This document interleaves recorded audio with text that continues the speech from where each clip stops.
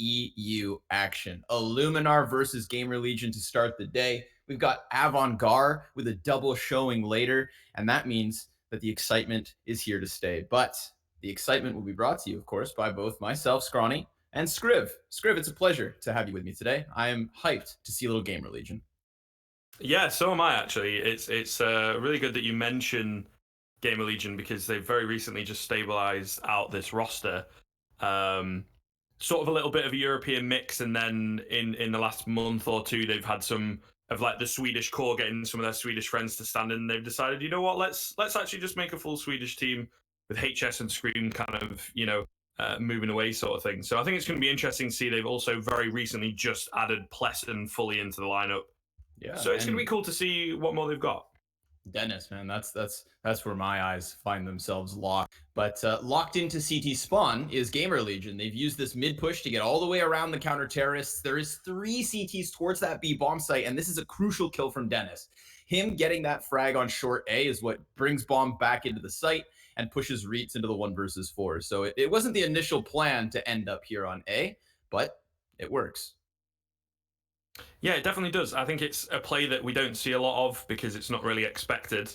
See whether Reets can find a little bit more. Not looking too likely. Being held off by the 3 burst on the Glock there from Pleasant and just couldn't find the headshot quick enough, kind of chipped down until eventually finished off.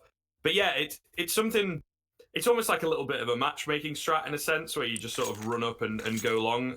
It's very difficult, I think, to read into that and to expect them to just rush into long because in a sense the CTs have a bit more of an advantage with the USPs if they can kind of cut off some of the rotations, which is, as you kind of alluded to, what they started to do and then force them back towards A after they were finding frags on A. So I feel like Gamerlegion themselves were not 100% sure of what they wanted to do with that pistol play. Yeah, which are some of the best pistol plays, ones that leave options open. And of course, it was really just that one duel from Dennis on short that made it all happen. But I saw this buy coming into round 2 from Illuminar, and I'm immediately assuming we're going to get the artillery barrage. We've got nades down mid and banana, but they held off on that.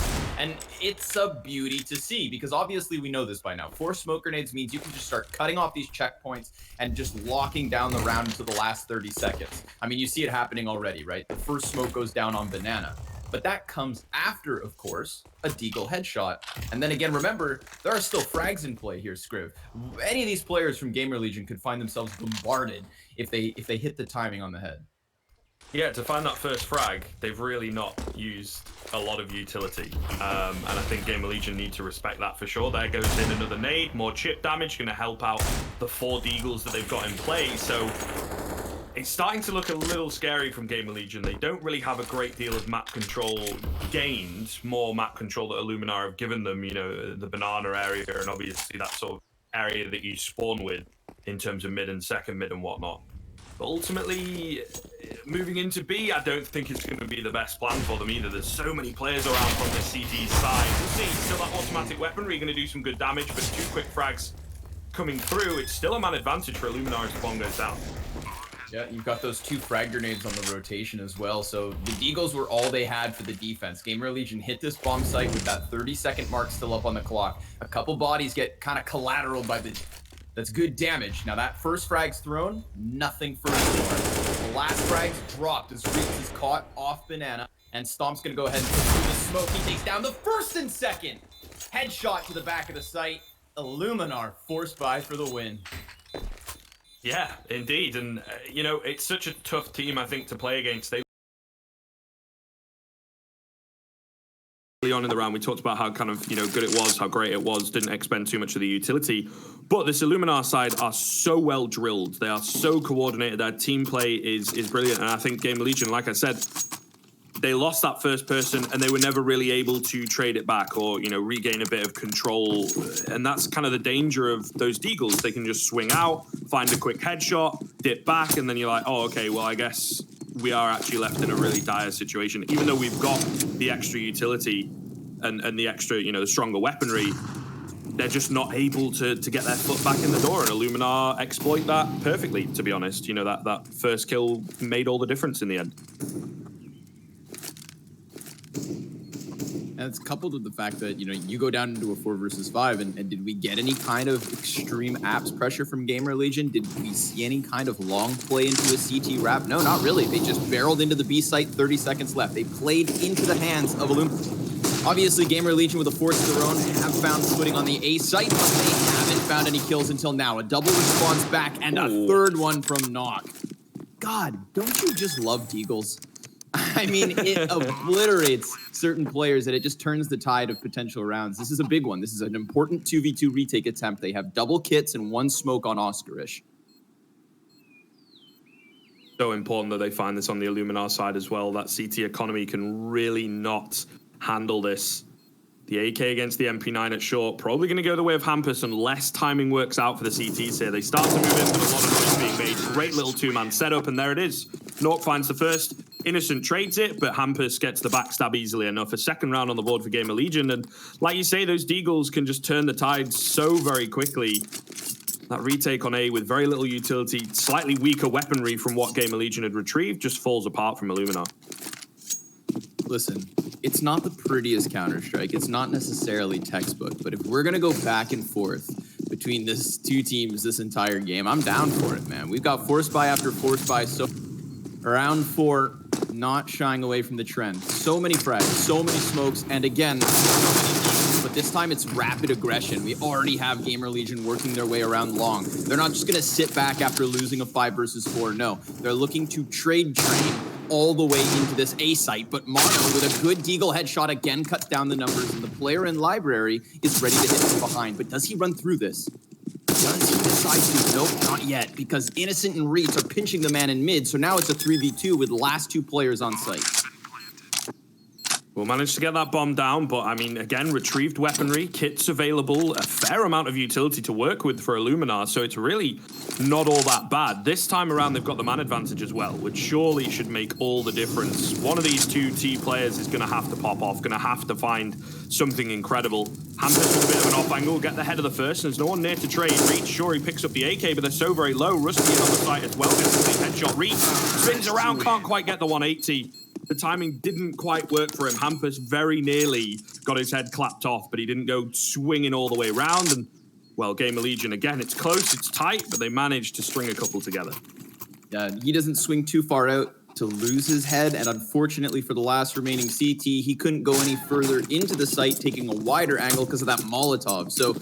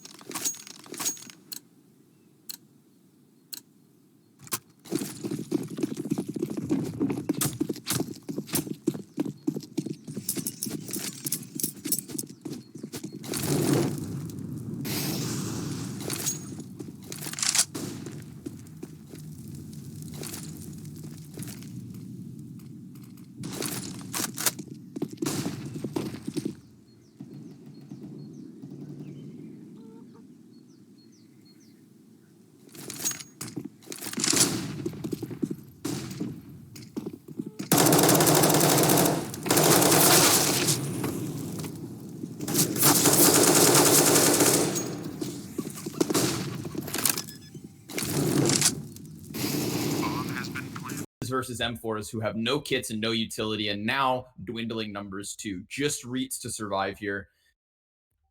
That one's gotta hurt. I mean, Mono, he was in a great position. He let the players out of balcony. He had to come up big with a multi-frag because he was the one who compromised the defense, because he was the player that they got past. You'd think he'd need to recuperate that with some big flashy frags, but just one for his efforts and a 5th round for Gamerlegion. Yeah, no, a pretty simplistic setup that, although, you know, Plessen does find the multi-frag, right, does get 2 very quick kills that from time to time you can't really account for. It still felt like the fact that Gamerlegion all moved out together, they were just going to play that trade game. And like you say, yes, it needed an individual from Illuminar, particularly the one that was kind of in the off, you know, the angle that's a bit difficult to deal with. I think he caught himself a bit unsure, you know, the indecisiveness being his downfall from balcony there. So actually looking really good from Gamerlegion. Illuminar, you know, where they excel in the team play, sometimes it can be a bit difficult for them in terms of the individual firepower. They rely an awful lot on Stomp, and he is their AWP, and he's yet to have an AWP, right? So I think that's really making a difference here in the early rounds. Yeah, big time. I mean, economy woes right from the get-go. It was never meant to help Illuminar. And I think that if we just kind of take a step back and kind of analyze Gamerlegion from a roster perspective, you can't help but give them the edge in this matchup. I mean, I've always been a huge fan of Hampus ever since the Red Reserve days when we saw those guys breaking into like the tier 200K event. And he rolled with that crew for a while, but now he's got new pieces. You know, he still has Rusty by his side, but you've got Knock in addition, and I think that's a big pickup. I think Knock has talent. You have Dennis, obviously one of the most experienced and accomplished players in this entire roster at this point.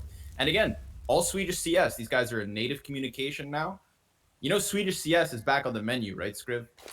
Yeah, indeed, man. So they've got a lot to follow up on. And as we've seen, kind of like Havu making waves in this sort of area when, you know, Ents popped off for Finnish CS.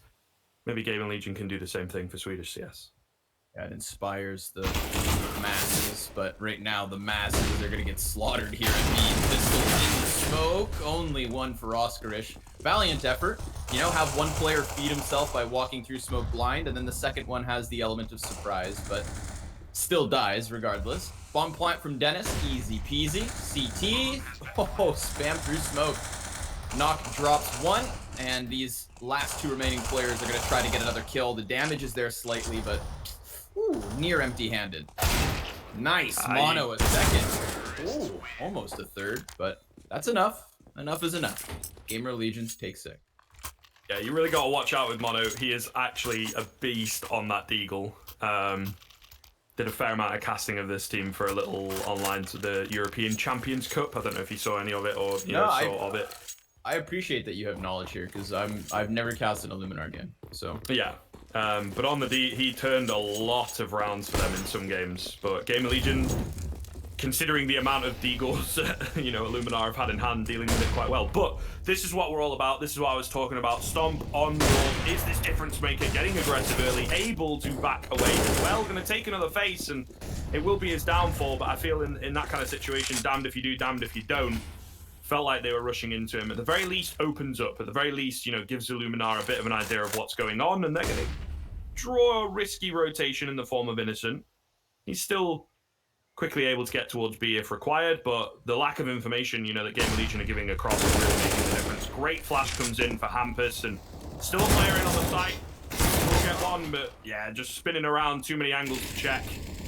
I feel like that'd probably be the call to save. Innocent's got other ideas, however. He will push forwards, but Oscarish is out of there. So that looks like it's probably... No, is he coming back? What are they doing here on the Illuminar side? Bit topsy-turvy on this retake, and Innocent's on 19 HP. Are they maybe just looking for exits at this point? I really have no idea, Scrawny. What are the polls doing? Yeah, I mean, must be looking to do a bit more damage, or looking for pieces to retreat. I'm just glad that they took the time long enough for Knock to come back into the server. So don't think we're going to need a tech bot. And we have that op of Oscar saved. I mean, that's really the big piece, right? Innocent getting another kill towards Arch is kind of maybe what draws them back towards it. And then, You know, it's like the adrenaline rush. The adrenaline of getting that kill and being close to the bomb site makes you think you can do it, and then reality sinks back in, and you remember you have no kit, you have no flashbangs. There's only 2 of you, and you've got 20 health. Like, you just gotta let those moments slide. So, Oscarish saves the AWP. Looks like he's going to hang on to it for the moment. Stomp, light investment of $700. We've got armor and pistol added to the 2 rifles that were grandfathered from the previous round. Now, Gamerlegion, we're talking a 6-round lead. We're talking economic advantage and not too many tests coming out for them either. Like, they've been smooth sailing for the most part, and you can see the confidence. They're just looking for contact top mid, using their utility to damage up mono and getting the pick onto Stomp King. But that's neither the AWP or the AK. There are still threats in play. And this one on the corner. Oh, the timing looked like it had actually worked out for him there, but Hampus able to get away and draws Innocent into the bait. So you talk about those threats. I mean, the other one's over at B. Obviously, they don't know it quite yet, but the round is theirs 100%. It was looking pretty damn good in a 5-on-2 anyway, but yeah, Gamerlegion continuing this tear. Again, sort of to be expected in a round like this, but I think it's a really good point that you raise in the fact that it doesn't seem to have been much of a test. No contest almost. You know, some of the rounds coming close in the sense of like the 2v2s and, you know, 3v2 in one round, but it feels like they're not really struggling when it comes down to those areas, primarily because Illuminar will be in a spot where it's like, okay, they've out-traded us, now the rotators have got to come in and they don't have any utility left. Also, no kit. Also, a severe lack of confidence. So, and it looks like this AWP as well might end up going down. Oscarish is trying his best, hiding the dark. Again, tags down to 16 HP and eventually falls to Dennis as well. A bit unlucky. But an 8th round for Gamerlegion, continuing this monstrous T-side so far. This is it though. Okay, now Illuminar, they've given themselves the best chance possible here in the 10th round. They are down by 7, but it's not over yet. Double ops. We're talking 2 kits, full rifles, full grenades for the most part. I mean, if ever there was a round for them to stop Gamerlegion or contend in a viable gun versus gun round, it's, you know, and we wonder, like, what do they do as opposed to just sitting into a default? Did they play for banana control? Not at all.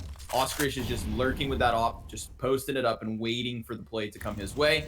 So this enables them to go for heavy numbers on the A site, and they just stack short. You know, there's no overconfidence, there's no push up into the apartments, there's no smoke down mid to try and cut off alt. They're just gonna let Gamerlegion take map control, play their execute, and presume that they can lock down the bomb site once it comes forward. And seeing as there's 4 players here on A, you'd think, again, they'd be able to do this. But Rusty gets his entry, and now the numbers advantage already starts to play towards Gamerlegion. There's the response. A great flash from Innocent, a double from Stomp. And now the last 2 players stuck in pit. There's 2 players at short really stacked on top of each other for Illuminar, but it works out. Just don't give too many faces across. Dennis and Rusty definitely have the potential, as Rusty will clean up Stomp. Dennis goes for a swing, does find one, but Innocent at least trading, at least keeping it in favor of the CT side. Rusty with it all to do on 39 HP and on the edge of the smoke. He's not expecting Oscarish at all. Nice. And Illuminar, finally, yeah, in with their 2nd round. A bit of a calculated risk, and I think that's what they're all about. Even when they're 7 rounds down, they're not going to go rushing down mid. They're just going to take it slow and go for that stack play. And that's what's really cool is they stack themselves on the porch in short. So what they're doing is just dividing their attention between the balcony push and the middle push, which of course works out for them. A well-placed splash and some key op shots from Stomp, and they lock down that execute. But, you know, is it in convincing fashion? That's the next question we ask ourselves. And in reality, you know, that was the T's walking into their play. If there's more map control being taken by Gamerlegion, had they tested the top of Banana where there was just Oscarish alone, then maybe they wouldn't have found themselves walking into a 4-man stack. So I think that's why we see now a very spread default. 3 T's towards Banana and a push from Innocent, but traded right away. Pleasant swings out from the wall, and that's going to cut the numbers down. That's going to thin the defense to the 2-2 split. Again, stacked up towards the short area as well, albeit slightly differently. And yeah, the T's just keeping Illuminar guessing massively. Waiting for Creep to come in. Dennis was on the angle, but Stomp is quicker to the draw. And there you are, a solid advantage. No trade coming back in. And now Gamerlegion, they've got banana control, they've got brackets control, but what else have they really got? They themselves are split across the map in uneven numbers. And the flank coming in. A good time for Mono on that Deagle, of course. Comfortable as ever. He'll clear out. It'll be like, okay, there's nobody else here. Must be B as the utility starts to come in with 30 seconds left. Maybe, just maybe, they can get the bomb plant here, but you would have thought with the 4v2, it should be a doable retake. Quick one comes in from the Krieg. Oh, and Plesson gets a fast second as well. Nade will go down and will eliminate him. So it's all on to Nork in the 1v2. I've been a bit quiet, to be fair, and Stomp is so fast on that AWP. You can see why he took down Dennis earlier. You can see exactly how he gets that frag, and you can see how it earns Illuminar their 3rd round of the game. I want to run this cast back about 5 rounds, okay, Screws? Because that's when you told me, keep your eyes on Stomp. This man needs his AWP, and because of the economy, they haven't had it in his hands. Well, now they have, and in back-to-back rounds, he comes out with crucial 3Ks. I mean, in this case, he shuts down that B site with an excellent placed grenade. I mean, that's quite literally almost like a cherry on dunks the poor guy. And suddenly we have Illuminar contesting. They're picking up rounds. They found themselves with strong economy and a good buy. But they have to keep up the rounds now because they've already given away so much at the beginning of this first half. Like, you know, they could win out the rest of these rounds, close with 7-8, and we're still not looking at, you know, this as a favorable position, despite it being quite the shift in momentum, and that deserves praise. But let's see if they can hold on much longer. How many more rounds is Stomp going to pick it up? With a nice pickup at the top end of Banana, able to get away as well. So that, you know, kind of braggadocious confidence from Gamerlegion that we saw earlier on in the game seems to have dropped off slightly in the past few rounds. No one going to go flying around the corner to try and find that trade. They fully respect they have lost one of their teammates and they'll have to try and recover it back at a different time. So yeah, that shift in momentum, shift in confidence, things looking up for Illuminar. Just kind of that age-old question, I think, that we're both sort of on the mind, fans probably on the mind. Is it too little too late here in this first half? If Gamerlegion can swing it back in their favor, you know, they still have a relatively good scoreline ahead of them if they can get to, you know, the 12-3 and 11-4 possibly. See what they can find in this round, though. Changing things up, going to move towards B slowly but surely once again, trying not to give too much away. Are going to go into this attack a man down once again and looking like a 3-man play towards the B bomb site. No time to go A. A great Molotov comes in to keep them back. They will eventually push through, but surely this is going to be an absolute bloodbath. 8 seconds to get the bomb down. The spam coming in, and that will be all she wrote for the round. Illuminar get the 4th. They might even find a few more frags after time. Nork looking to survive at the back end of the site. Got to be careful to do so with that AWP. I think that second player that was alive with him dies just in time, you know, just before the time run out. So we'll get the loss bonus. Second on the clock. And he does die in that one. I mean, Gamerlegion, they played it down to timing. You know, they execute into the B site with 15 seconds left. They walk their players all the way down middle. So they were hoping that Illuminar had a 5v4 advantage. We're going to have numbers towards A as opposed to B, but it actually plays against them. The players on the A site smelled the B hit coming. That 3rd player rotates over, and it's that 3rd player who actually pushes through smoke to stop bomb. So had the timing been, say, 10 seconds faster, that bomb goes down. You know, the 2 CTs who were initially on B, their positions were both Coffin and boosted on CT wall. CT wall let the players cross, but Coffin died immediately. So the moment that wall player drops, you've got nobody to contest site, except for the smoke push. 3rd man in turns the round into the favor of the CT side. And we've got Gamerlegion up with another buy. Round loss rolling at this point. Double Mac 10 and an AWP in play, but everybody heads out towards A early. Ooh, Mono just holding the angle, yeah. And I mean, those paper-thin walls, not really the best. Your head kind of gets tracked through the wall, as you see. Takes a great deal of damage. If that had been an AK, perhaps he would have taken even more, maybe even gone down.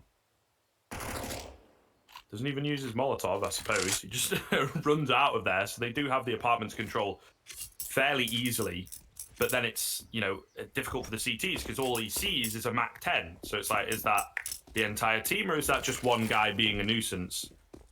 They have responded in kind, though, on that CT side, pushing down Banana. And this could be very interesting. I think the first time that they've gone this deep into Banana as well, you know, with the player at car, they're going to go check into all the angles. They're taking it nice and slow. They recognize the player can be pushed up. Brilliant stuff from Gamerlegion, and off that, they're going to burst onto the B-bomb side. Yeah, they're going to sprint right in. Oscarish gets the M4 up in time for a first kill, and the rotate from Stomp is good for another one. He has a gap in the smoke, quick flick, and he hits Dennis on the edge, but he's smoked off from the rest of the bomb sites. This plant is down. And the teams, well, after plant, minimal. They're going to go sprinting to the back of the bomb site. Counter-terrorists lining up Molotovs to throw over, but it bursts in the sky. A missed molly meant to clear out barbecue, where currently nobody stands for Gamerlegion. We've got Knock at the back of the site with the op and Rusty watching past Fountain. Flash, no fire. Goes deep. That's going to move the Opera's feet into the scope of Stomp. A double no. Rusty's only good for one, and the defuse comes through. It's close. It's definitely close onto Stomp, but once again, he picks up a 4K. He does everything for the squad in that round. You know, they play around him so much, and I mean, rightfully so. And then generally the winning formula for this side is sort of Stomp pops off, frags really well, and then there's maybe another player behind him. This game it's Oscarish, sometimes it's Innocent, sometimes it's Mono. So yeah, their winning formula is working, but they still need to keep it working, you know, and that one was a little closer, a little more dangerous. Again, if Stomp hadn't stepped up massively, the B site fell a bit easily. You know, that player in Banana is perfectly red. It wasn't looking too good, but they managed to recover it back. An early tag, though, the double up setup was something they couldn't really deal with in past rounds, so Illuminar pulling it out once again, and it starts off relatively well. I think I'm still kind of surprised how easily the player who was deep banana on logs last week, you know, no utility to support him, but heavy utility out from Bout, great hole beneath, shooting at the feet of the keys, and Knock brings it back because he's shooting heads. Double entry after his teammates go down. He's on a bare bones bit of health, but there's a big flank here from Innocent. It's caught by Rusty. That's a crucial kill because it pushes Oscar to 1 versus 3. These are those last few waning rounds, right?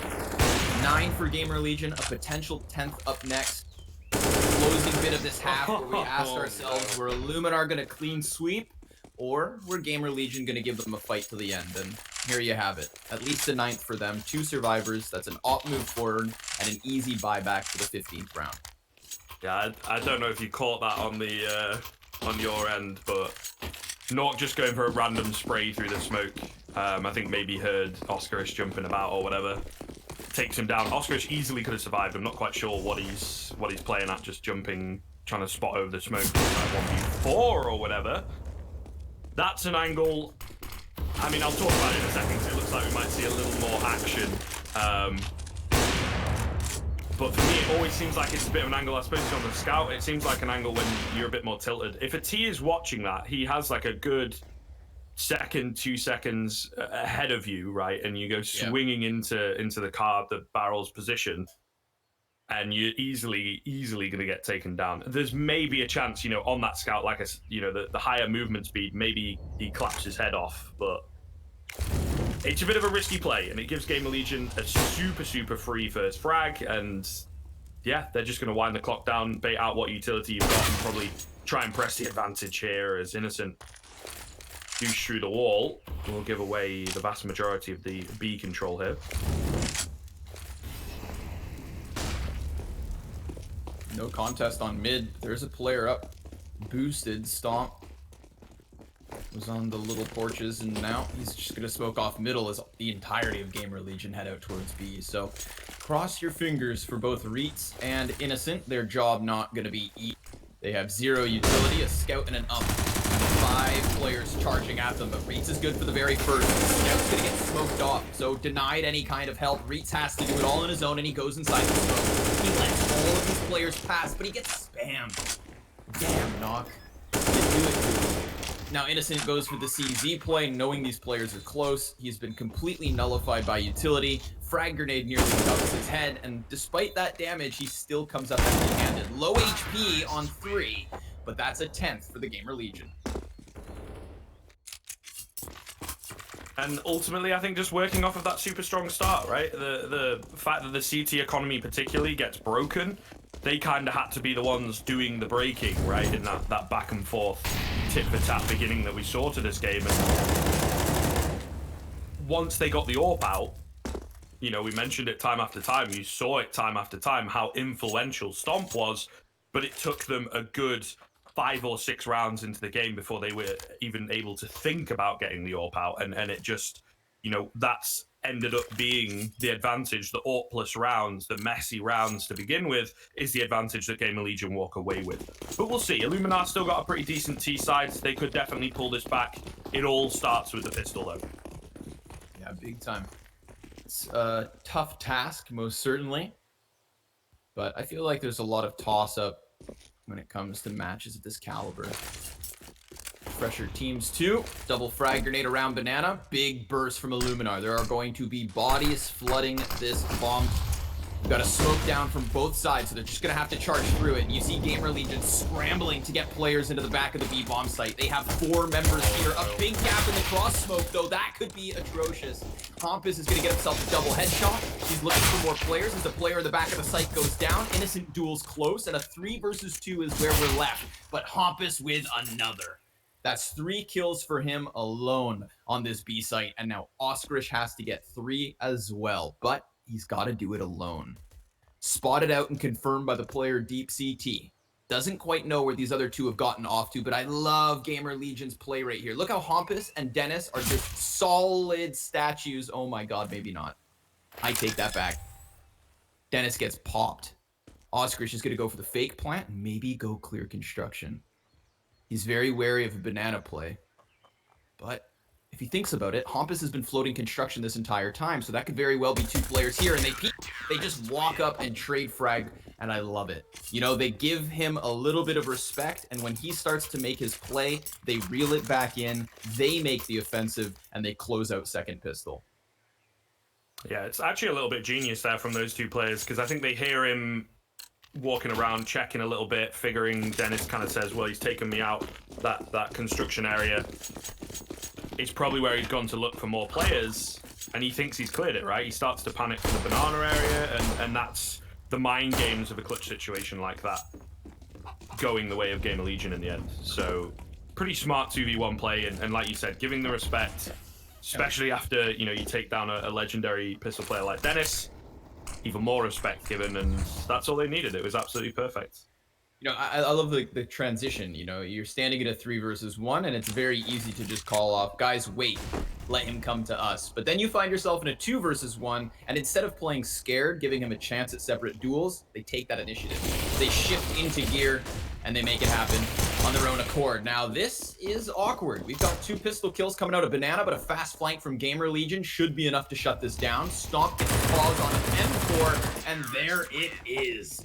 A meat grinder.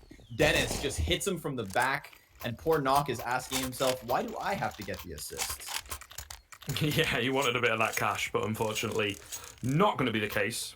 But as to be expected, you know, Illuminar straight eco pretty much, I think a few P250s maybe, and now we're into the buy. Losing the pistol does make it difficult, doesn't make it impossible, but this first rifle round, they're definitely going to need it. And there's not too much bonus actually from Gamerlegion, so again, this whole respect thing coming in, you know, a lot of teams, particularly when you have this sort of lead in the online realms, would just be like, ah, screw it, we'll stick with 3 MP9s, why not? Even on a map like Inferno, you could make an argument, like quite a healthy argument for that. Yeah. But they've opted to go for the 3 M4s. They do have the FAMAS in there, the 1 MP, but it's workable. And this is, again, a little bit more money spent rather than being cheeky with the economy. Gotta spend money to make money sometimes, Scriv. And I feel like that's what Gamerlegion are subscribing to. Gets them a 5 versus 4. Big stack up on this A site. And it's wild to think that Lesson alone on B has done enough to keep these T's trickling towards the A site. But they're getting curious now, and it makes sense. Oftentimes in a T side situation, when you fall back into the 3v5, you know, you have to make a move at some point in this round. What are your options? Group up, hit B? Doesn't take much. They've got 3 smokes. That's enough for a coffin and CT cross smoke. You hit the bomb site, you take your chance, you hope for the 3v2, and then hang on for dear life as that retake sprints at you. But no, they've decided to do it on the other side of the map here. They do group up. They play shoulder to shoulder, and they're going to go for the arch creep. Now, this is a fun one, because obviously if you get past arch, you can hit this A site from what seems to be its underbelly, but Hampus has an angle. So he's going to call this. Now the players in pit in position, ready for the hit. They see the heads cross. Dennis, a collection of targets to try and take down. He uses the flashbangs to cut rotation, and that is clinical. A perfect pinch between Hampus and Rusty as Dennis makes a distraction. Yeah, so well played once again. It just seems Illuminar, I think, not prepared for this from Gamerlegion. As I kind of said, you look at the raw statistics, you can never really trust them from HLTV and whatnot, but they're comfortable. It's not like it's a map that's completely out of the blue for Illuminar. But I don't know, I just think maybe a bit of a poor start. Gamerlegion, with the individuals that they have as well, a bit more of a momentum-based team for sure. If they get off to a good start, they feel like they're flying. And I think because of that, I like that you mentioned the momentum, because I think Hampus is a player who you have to give a credit to when it comes to that. Like, he uses momentum and he can have a good read in the flow of the game. I think he's an excellent in-game leader, in fact. Yeah. And he's good individually too. Like, that's what's really nice about this, is it's another one of those refreshing fraggers, like a Nexa, so to say. Obviously of a different tier nonetheless, but he's been putting in the work, and he has taken multiple different rosters and gradually increased their accomplishments and their skill different times. You know, it's not like this is his first rodeo. He's brought boy into competition, and now he looks to close the one today.